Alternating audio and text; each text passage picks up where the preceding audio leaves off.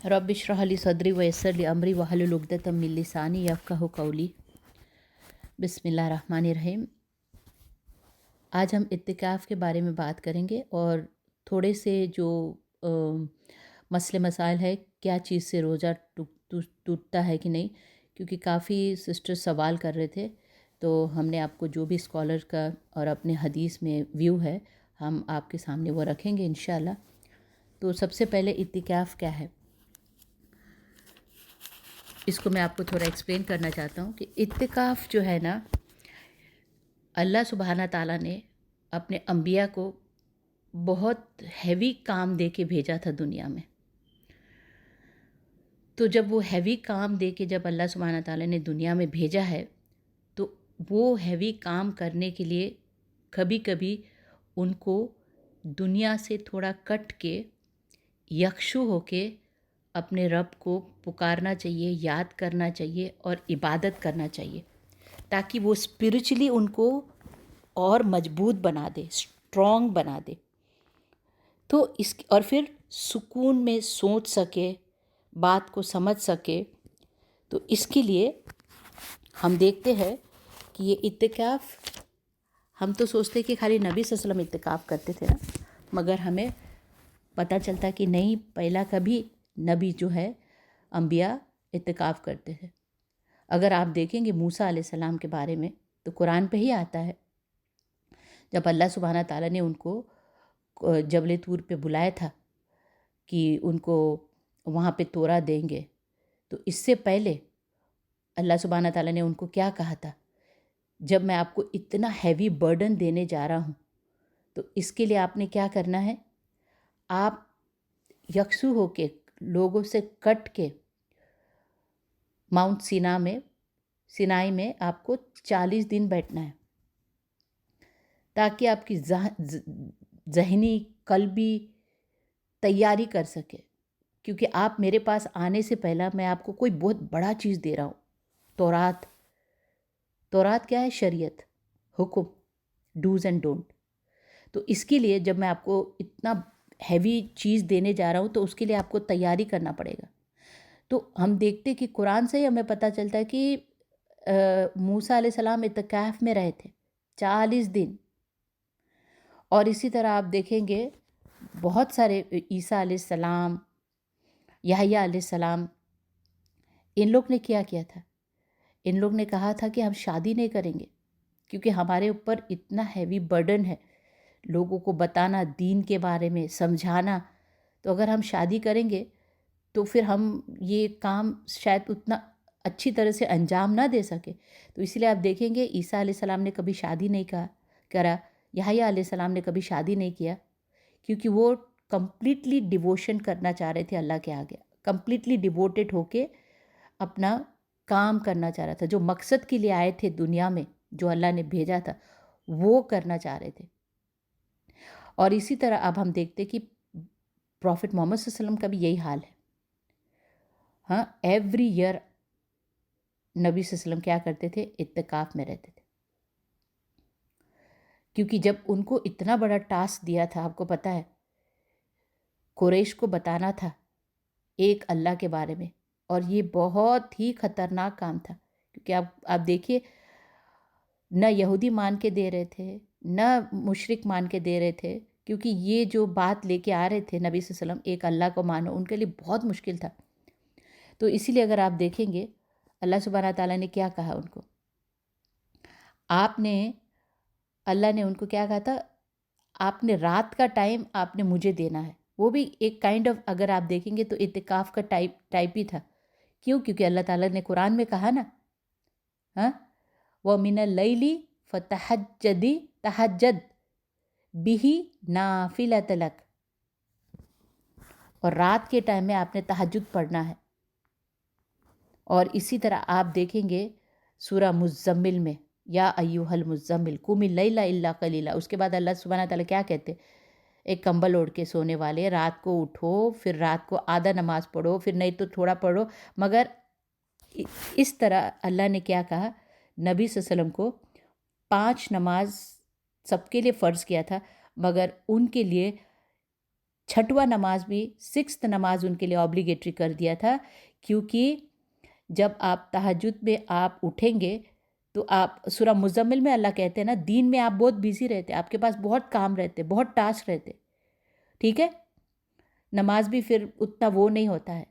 तो मैं चाहता हूँ कि जब आप रात को सब कुछ छोड़ के मेरे साथ आए और क्वालिटी टाइम स्पेंड करें, जब आपके दिमाग में कोई किसी का कोई काम का बोझ ना हो, कोई परेशानी नहीं हो। तो इसी तरह नबी सल्लल्लाहु अलैहि वसल्लम ने आप देखिए टाइम टू टाइम फास्टिंग रखता था। मंथली में 3 बार तो पता चलता है कि नबी सल्लल्लाहु अलैहि वसल्लम फास्ट करते थे, या तो मंडे थर्सडे करते थे। किस लिए? ताकि अपने आप को एक थोड़ा सा कट करके अपने रब के साथ एक यकशु होके इबादत कर सके।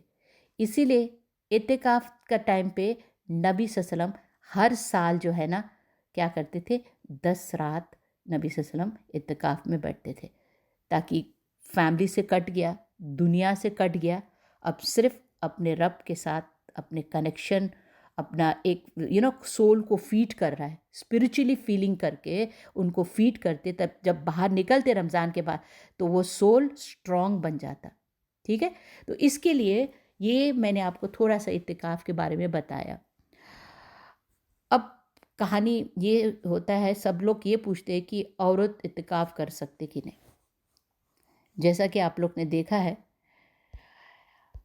सूरह बकरा में आता है ना, अल्लाह ताला ने इब्राहिम अलैहिस्सलाम, देखिए वहाँ पे भी इत्तिकाफ़ के बात आ रही है। इब्राहिम अलैहिस्सलाम को अल्लाह ताला हुक्म देते हैं, आप क्या करें, ये घर को रुकू करने वाले, सजदा करने वाले, आपको पता है ना, हाँ, और इत्तिकाफ़ करने वाले के लिए बनाना है।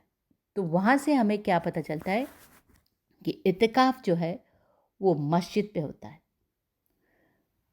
क्यों? क्योंकि मस्जिद में अब जब आते हैं दुनिया से कट के, तो आप पूरा पूरा फोकस, सिर्फ आप, घर नहीं है, फैमिली नहीं है, बिजनेस नहीं है, आप कंप्लीटली फोकस होके आप वहाँ पे बैठ के अपने दुनिया से कट के अल्लाह के साथ लगा लेते। तो इसीलिए हम देखते हैं कि बीबियाँ भी अगर उनको इत्तिकाफ़ करना होता था तो मस्जिद में खेमा डाल के, टेंट बना के मस्जिद के अंदर उन लोग अपने वो करते थे। जबकि आपको पता है बीवी का घर बिल्कुल मस्जिद के बाजू में है, मगर जब ये हुक्म आया कि आपको मस्जिद में ही इत्तिकाफ़ करना है, तो यही हुक्म को स्कॉलर कहते हैं कि औरत को भी अगर ये करना है, इत्तिकाफ़ करना है, तो उसको भी क्या करना चाहिए, मस्जिद में ही करना चाहिए।